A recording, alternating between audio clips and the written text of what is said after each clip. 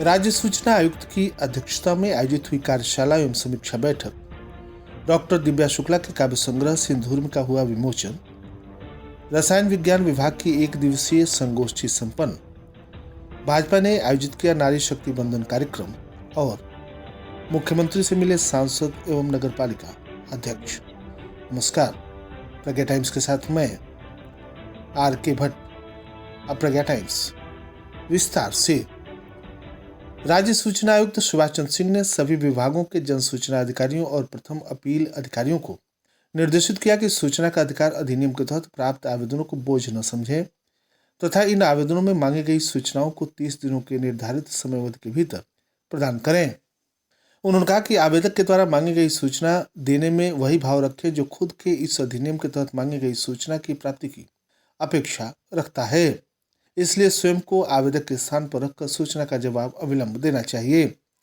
सूबे के राज्य सूचना आयुक्त सुभाष चंद्र सिंह ने बुधवार को कलेक्ट्रेट सभागार में राज्य सूचना आयोग के द्वारा जिला प्रशासन के सहयोग से सूचना का अधिकार अधिनियम पर आयोजित एक दिवसीय कार्यशाला की अध्यक्षता की जा रही थी। कार्यशाला में जिले भर के जन सूचना अधिकारियों तथा प्रथम अपील अधिकारियों ने भाग लिया। राज्य सूचना आयुक्त ने कहा कि सरकारी व्यवस्था में पारदर्शिता तथा जवाबदेही सुनिश्चित करने की दिशा में RTI एक्ट एक बहुत बड़ा कदम है। सभी कार्यालयों में इस अधिनियम के विभिन्न प्रावधानों की अक्षरशः अनुपालन सुनिश्चित की जानी चाहिए। उन्होंने कहा कि अगर सभी अधिकारी अपने कार्यालय से संबंधित विभिन्न योजनाओं और प्रक्रियाओं की जानकारी पारदर्शी ढंग से स्वयं ही विभिन्न माध्यमों जैसे वेबसाइट, सूचना पत्र इत्यादि पर आम जनता के समक्ष रखेंगे तथा इसे लगातार अपडेट करते रहेंगे तो आम नागरिकों को RTI के तहत आवेदन की जरूरत नहीं पड़ेगी। सूचना आयुक्त ने कहा कि जन सूचना अधिकारी को आवेदनों पर तुरंत निर्णय लेने चाहिए।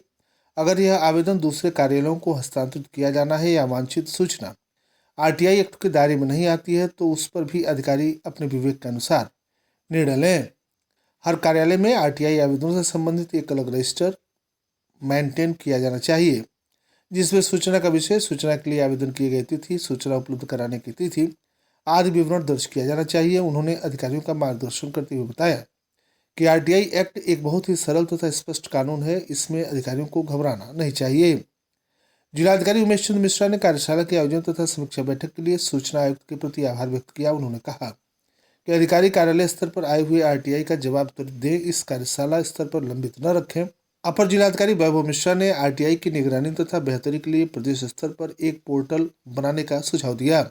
इस अवसर पर मुख्य चिकित्सा अधिकारी डॉक्टर सुरेश पटारिया, अपर पुलिस अधीक्षक रितेश कुमार सिंह, वन क्षेत्राधिकारी, समस्त उप जिलाधिकारी सहित सभी विभागों के जन सूचना अधिकारियों एवं जिला स्तरीय अधिकारी उपस्थित रहे।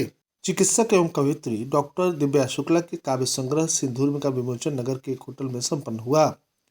साहित्य मर्मज्ञ, आलोचक तथा विशेषज्ञों के अतिरिक्त जनपद के कोने कोने से आए कवियों, साहित्यकारों तथा नगर के प्रतिष्ठित चिकित्सकों, समाजसेवी, व्यवसायी तथा पत्रकारों की उपस्थिति में काव्य संग्रह का विमोचन हुआ।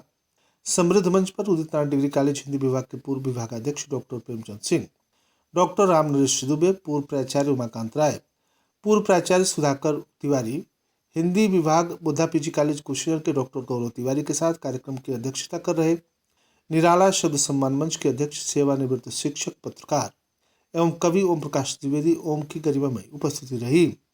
संचालन डॉक्टर संजय मिश्रा ने किया। इस पर सभी विद्वानों ने डॉक्टर दिव्या मिश्रा की इस रचना की प्रशंसा करते हुए समीक्षा प्रस्तुत की। मुख्य वक्ता डॉक्टर प्रेमचंद सिंह ने कहा कि सृजन करना एक बहुत बड़ी उपलब्धि है। यह सृष्टि ब्रह्मा का किया गया सृजन है, परंतु यह जो दिखाई दे रहा है सब नश्वर है। कवि के हृदय में उठने वाली भावनाओं के ज्वार के बाद जो काव्य रचना होती है वह शाश्वत और अमर होती है। कवि की कृतियां ही उसे अमरता प्रदान करती है। डॉक्टर दिव्या की पुस्तक विमोचन के साथ साथ उनका जन्मदिन भी था, इसलिए यह कार्यक्रम और भी विशेष हो गया। इस अवसर पर professor Mamtamani Tripathi, doctor Manisha Singh, doctor Gayatri Pandey, doctor Sunita Pandey, doctor Rajeev Mishra, doctor Sandeep Anut Srivastava, doctor Surabhi Srivastava, Shrimati Deepali Srivastava, Pradeep Chahadiya, Sanjay Marodiya, Satish Jindal, Gaurav Kanodia, doctor Vipin Bihari Choubey, Shailendra Dutt Shukla, doctor Ajay Shukla, Shailesh Upadhyay, कविगण Awadh Kishore Raudhu, Dinesh Bhojpuriya, Ruby Gupta, Santosh Sangam, Akash Mahesh Puri, Dheeraj Rao, R.K. Bhatt Bawra, Rakesh Gupta, Saint Xavier's के प्रबंधक doctor Rakesh Gupta, Saint Xavier's school के प्रबंध निदेशक डॉक्टर अरुण कुमार श्रीवास्तव आदि लोग इस अवसर पर प्रमुख रूप से उपस्थित रहे। बुधवार को उदित नारायण पीजी कॉलेज पटौना के रसायन विज्ञान विभाग के द्वारा एक दिवसीय संगोष्ठी का आयोजन किया गया।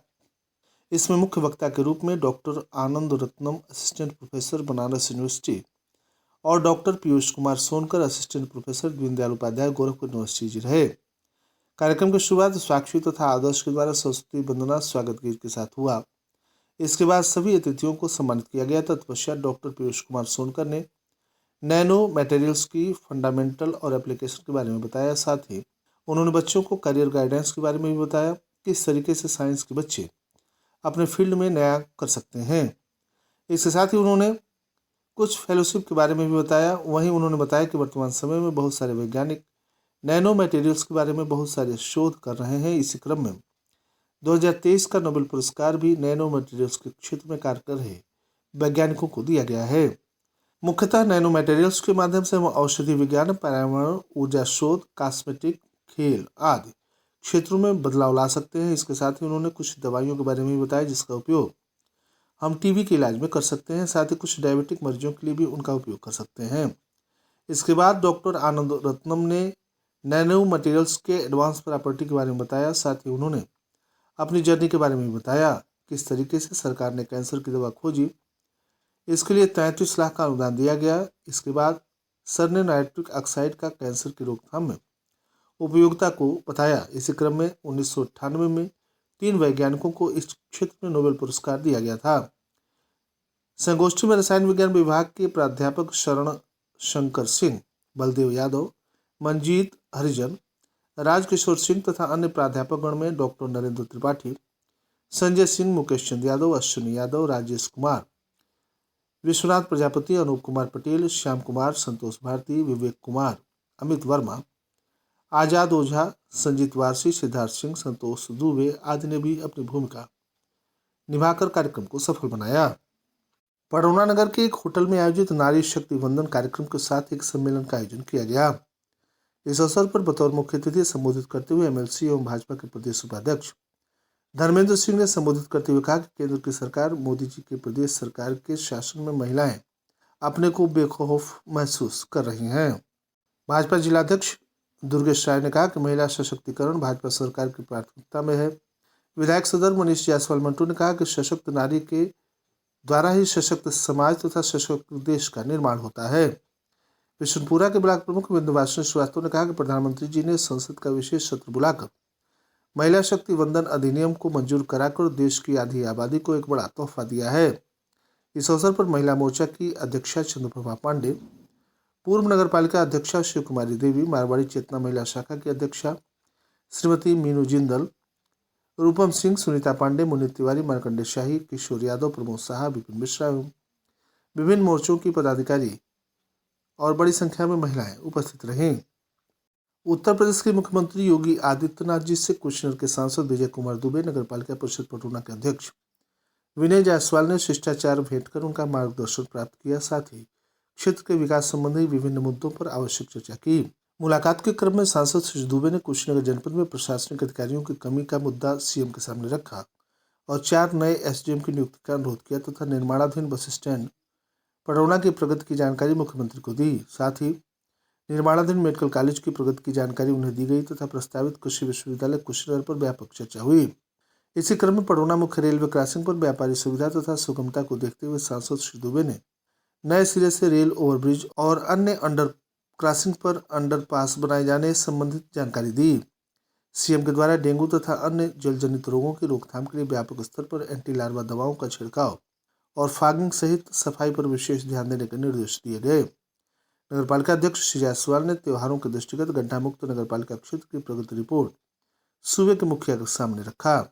साथ ही उन्होंने बताया कि नगर सहित विस्तारित क्षेत्रों में मूलभूत सुविधाओं, सड़क, जल निकासी, पेयजल, पथ प्रकाश, चौक चौराहों के सुंदरीकरण सहित नगर के विकास के लिए 18 करोड़ से अधिक की परियोजनाओं की स्वीकृति महाराज जी के द्वारा दी गई है, जिसे जल्दी ही जमीन पर उतारा जाएगा।